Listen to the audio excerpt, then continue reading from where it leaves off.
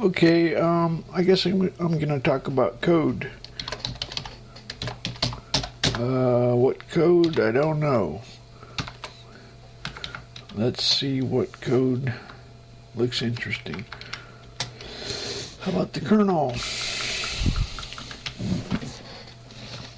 Okay, so let's talk about my print.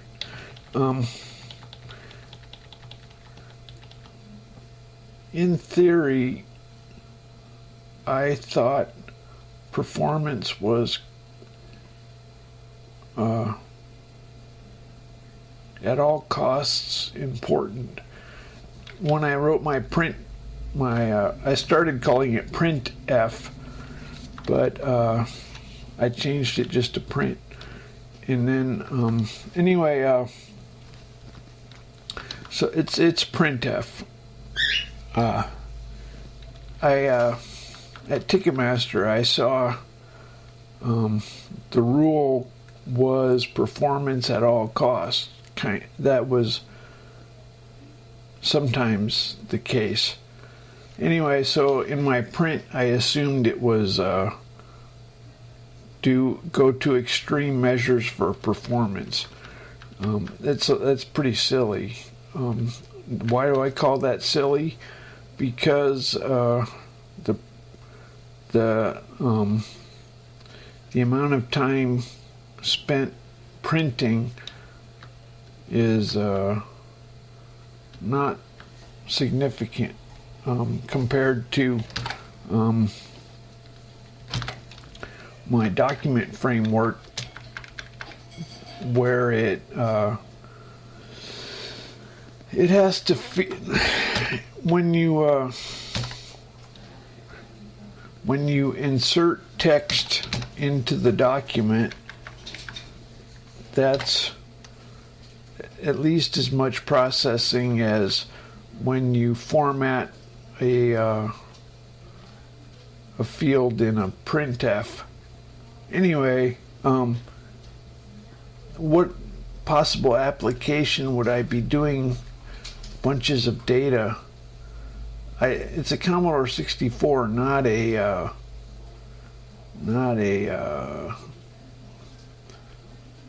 research computer for some. I think the main place where you see Printf and Scanf is reading in matrices for scientific work. Anyway, but when I wrote this, I said I'm gonna take out all the stops and do performance. So you will see goto used extensively. That's actually space saving, not speed saving. But actually sometimes it can be speed optimizing. Anyway, so what do I want to talk about? Basically, I don't want to look at the code. I just remember how I did it. Let's say you have 1, 5, 6, 7, 8, 9, 0, 0, 0, 0. Going off horizontal. Okay, so I'm up here just so you're watching. What do? The way I print is I'm just gonna kind of outline. I figure out what power of 10 to multiply by, and then I convert it to a 64-bit. So on the left, I guess anyway, I'm not even thinking about this. Basically, I multiply by a power of 10 and then print a 64-bit number. I multiply by a power of 10 and print a 64-bit number.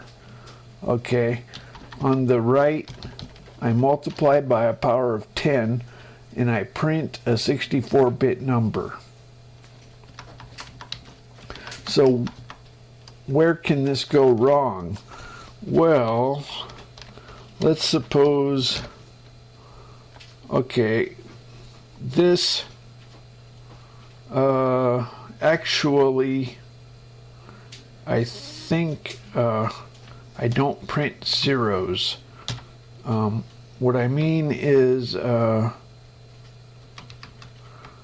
that I think about it, I have a 64-bit number, so I don't think I print zeros.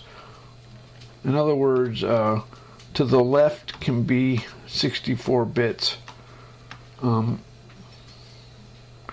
So if you want to crash my printf, tell it. We can demonstrate. Anyway, first of all, let's think about why it's glorious. First of all, I only have F64s. I don't have F32s. I'm using 64 bits. We are in 64-bit mode, so it's sweet that we are using 64-bit registers. It's like, right on, that's what 64-bit is all about. So I have a 64-bit number.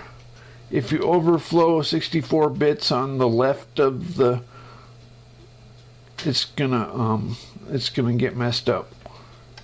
And if you overflow, now this is tricky. I multiply by, I think I don't multiply by a power of 10 on the left, but on the right, I multiply by a power of 10 and then print a 64-bit number. So that's okay. But this is not okay. If you do this, suddenly I multiply by a power of 10 and I print a 64-bit number. This is not going to work in 64 bits. So maybe I just, let's clarify. On the left, we have a 64-bit number on the left of the decimal point.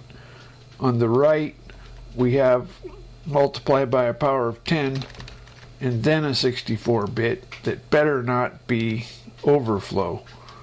Okay, so anyway, that's how it works.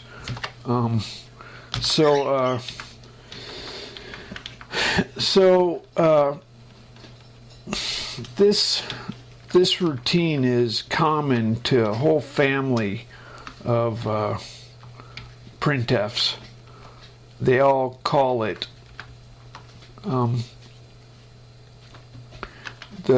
what they all do is if the destination in this is null, then it's a variable buffer allocated. So it allocates a buffer, and if the buffer gets too small, it's a string buffer, and it allocates bigger. Guess what?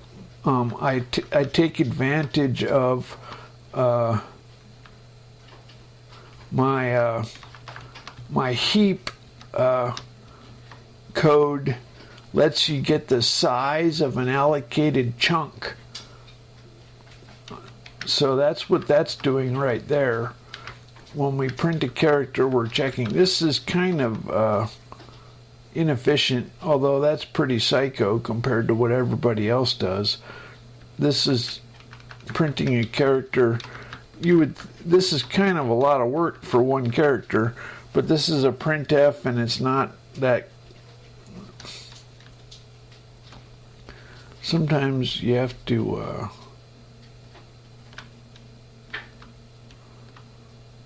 I don't know. Old people are always conservative about money and about memory and speed. Young people are always, well, not always, always wasteful. Anyway, so I feel guilty how much is spent there. Anyway, so let's go ahead and look at this first of all. So when we're printing a string, we If we get a percent, that's the critical thing. If it's not a percent, I think it's just a what you call it, constant character. If you get a percent, then I invented. I read in the field width and decimals, put them into some variables. Then I have some flags that I recognize. Dollar sign does something special. Backslash is what the hell is that? Oh, I don't know. Comma. I invented that. Actually, Ticketmaster did. Anyway, that lets you do comma every 3 or 4. Hexadecimal, it's every 4. Truncate. This is awesome.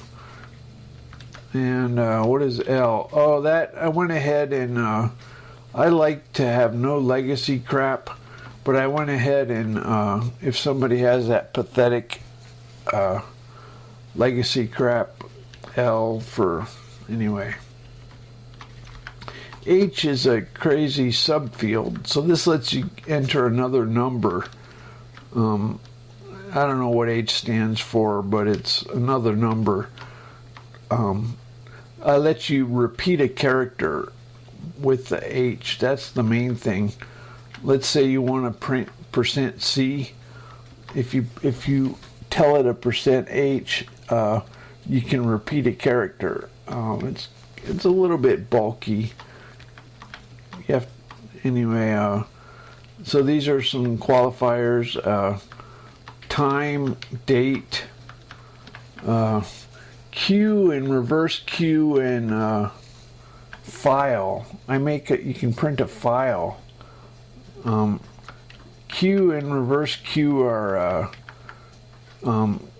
quote and unquote.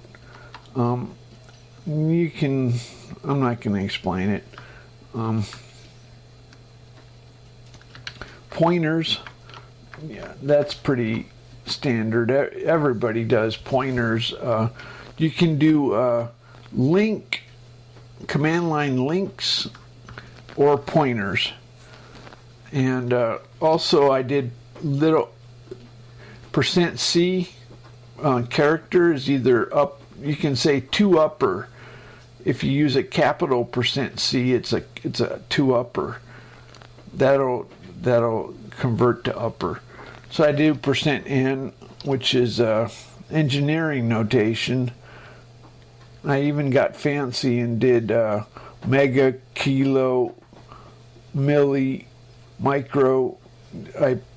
Sometimes I print out those labels. I forgot which ones. Anyway,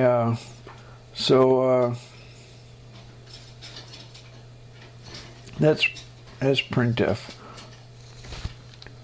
Scanf is pretty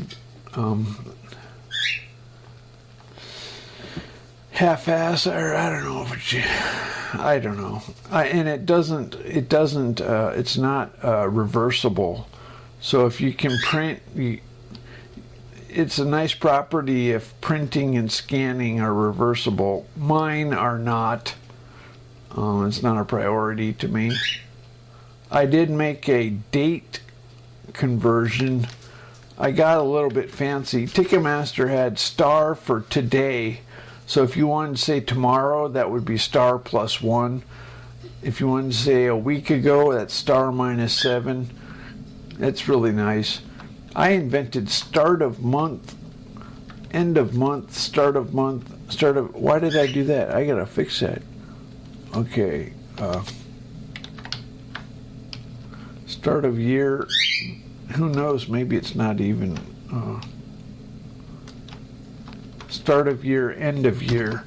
And what that does is whatever you put, you can either put 1, 2, 14 inside and then take the start of the year, or you can put star +7.